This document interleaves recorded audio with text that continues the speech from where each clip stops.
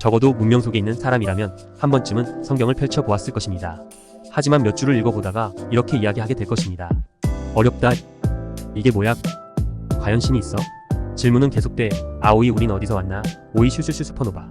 아이돌 에스파의 슈퍼노바 노래 가사처럼 인간의 숙명적 질문은 우리가 어디로부터 왔으며 어디로 가는지에 대한 대답은 우리가 찾을 수 없습니다. 그래서 하나님은 계시로서 우리가 진리에 다가오도록 하셨습니다. 어디로부터 왔는지 하나님을 알고 싶고 진리를 알고 싶은데 너무 어렵고 의문투성입니다. 읽을수록 쌓이는 질문에 인해 덮고 포기하기 쉬웠습니다. 사실 이는 계시를 세상의 철학이나 혹은 우리가 배운 지식으로 해석하기 때문입니다. 몇 가지 예를 들어보겠습니다. 닭이 먼저일까요? 달걀이 먼저일까요? 닭은 달걀에서 부화합니다. 달걀은 닭이 낳습니다. 움직이는 모든 생물을 그 종류대로, 날개 있는 모든 새를 그 종류대로 창조하시니 하나님이 보시기에 좋았더라. 하나님이 그들에게 복을 주시며 이르시되 생육하고 번성하여 여러 바닷물에 충만하라. 새들도 땅에 번성하라 하시니라.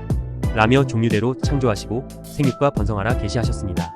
만일 달걀부터라면 누가 달걀을 품고 설사 부화시켰다 한들 누가 먹이를 잡아 입에다 먹여 자라게 할 수 있을까요? 사람도 아이로 태어났다면 누가 젖을 물려주고 누가 손을 잡아 걷게 해주며 말을 가르쳐 주겠습니까? 이처럼 우리는 알 수 없었지만 성경은 우리가 종류대로 창조되었다고 계시하고 있습니다. 인간이 선하냐 악하냐의 논쟁도 있습니다. 갓 태어난 아이를 보면 누가 악하다 할 수 있을까요?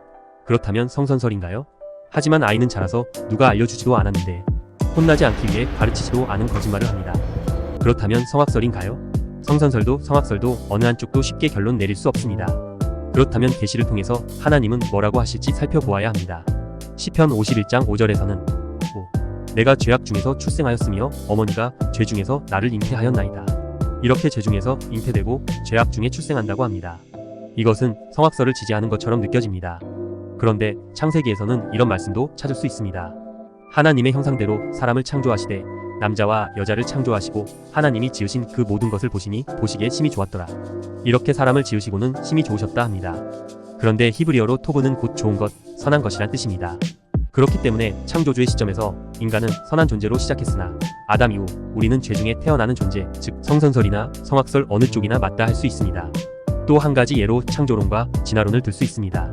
하나님을 믿는 사람들은 하나님께서 세상을 창조하셨다고 믿습니다. 하지만 진화론의 이론들을 완전히 무시하기는 결코 쉽지 않아서 믿음이 흔들리기도 합니다. 그렇기 때문에 계시는 계시로서 받아들여야 한다는 것입니다. 계시를 세상의 이론에 가두기에 우리는 혼란스럽게 됩니다. 창조론도 진화론도 하나님이 지으신 세계를 설명할 수 없습니다. 왜냐하면 창조론이 7일의 창조를 주장하지만 첫째 날 이전에 이미 땅이 존재했다고 계시하고 있기 때문입니다. 창세기 1장 1절을 보면 태초에 하나님이 천지를 창조하시니라. 땅이 혼돈하고 공허하며 흑암이 깊음 위에 있고 그렇다면 그 땅은 언제 창조하신 겁니까? 창조론이 말하는 7일에 포함되지 않은 이전의 시간이 존재한다는 것이죠. 이 말은 결코 하나님의 창조를 부정하는 말이 아닙니다. 이것은 인간이 만들고 해석한 창조론과 진화론 그리고 어떤 이론으로도 하나님의 창조를 설명하기는 부족하다는 것입니다. 그래서 계시는 계시로서 이해되어야 합니다. 세상의 이론의 계시를 담고 창조론, 진화론의 틀에 맞추려는 시도를 그쳐야 한다는 것입니다. 끝으로 창세기 1장 3절의 빛에 대해 이야기하면 하나님께서는 첫째 날 빛이 있으라 하십니다. 그런데 흥미로운 것은 있으라 하셨다는 것입니다.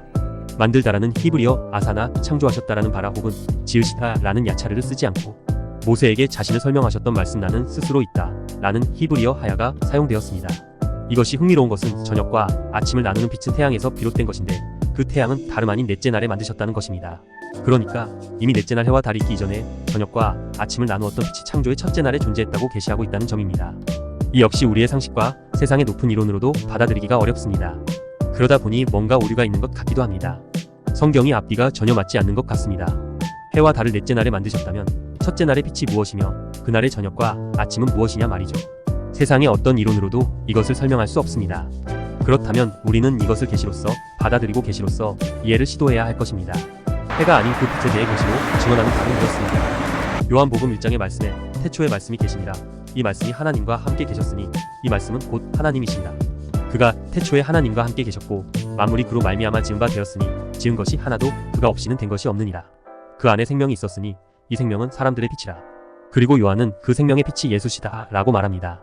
말씀은 모든 가시적인 것들과 보이지 않지만 존재하는 모든 것들이 다 생명의 빛이신 예수로 말미암았다 계시합니다. 그리고 계속된 빛에 대한 계시를 추적하다 보면 해와 달도 아닌 생명의 근원인 빛만이 존재하는 시대가 올 거라고 말씀합니다. 요한계시록 22장 5절에 다시는 밤이 없고 등불이나 햇빛이 필요 없습니다. 그것은 주 하나님께서 그들을 비추시기 때문입니다.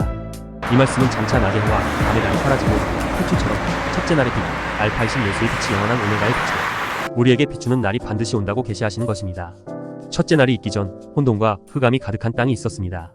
그리고 그 어둠의 기운이 가득한 땅에 하나님은 빛이 있으라 하셨습니다.